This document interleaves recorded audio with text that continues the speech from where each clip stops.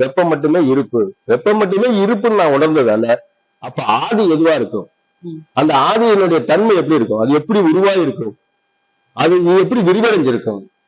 இது எல்லாத்தையும் நான் பார்த்து நான் அப்பவே அறிவியல் மையத்துக்கு மாடர்ன் யூனிவர்ஸ் தியரி, இந்த உலகம் பிரபஞ்சம் எப்படி வந்துட்டு உருவாச்சு அப்படின்றது என்னுடைய கோட்பாடு பிரகாரம் மாடர்ன் யூனிவர்ஸ் தியரின்னு சொல்லிட்டு என்னால முடிஞ்ச அளவுக்கு விளக்கத்தோட அமைச்சிருக்கேன் அப்பவே. சரணம் சரணம் குருவே சரணம் வெப்பதாசரே சரணம் சந்ததம் பணிந்து சரணங்கள் சொன்னோம் சர்க்குருநாதா சரணம்.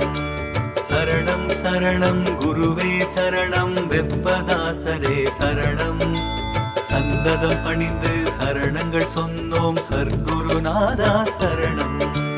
சகலமும் உணர்ந்து அறிவில் தெளிந்த வெப்பதாசரே சரணம்.